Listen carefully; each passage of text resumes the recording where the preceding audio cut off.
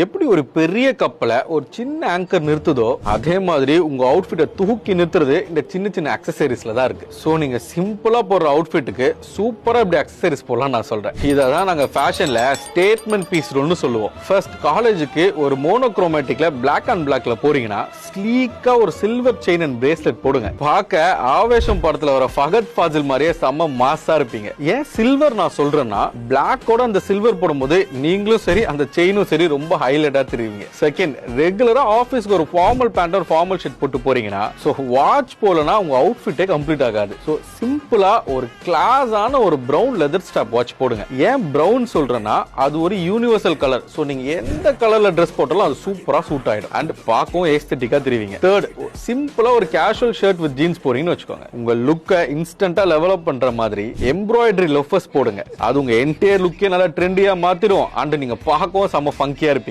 லாஸ்டா இந்த மேல இருக்க அவுட்ஃபிட்ஸ்ல நீங்க எதை போட்டாலும் சரி இது எல்லாத்தையும் தூக்கி சாப்பிடுற மாதிரி ஒரு சன்கிளாஸ போடுங்க. அதுதான் நீங்க எவ்வளவு கிளாஸா ட்ரெஸ் பண்ணாலும் அந்த சன்கிளாஸ போடும்போது நாகார்ஜுனா மாதிரி செம மாஸா இருப்பீங்க. சோ கைஸ், அக்சசரிஸ் ரொம்ப முக்கியம். பிகிலே ட்ரை பண்ணுங்க.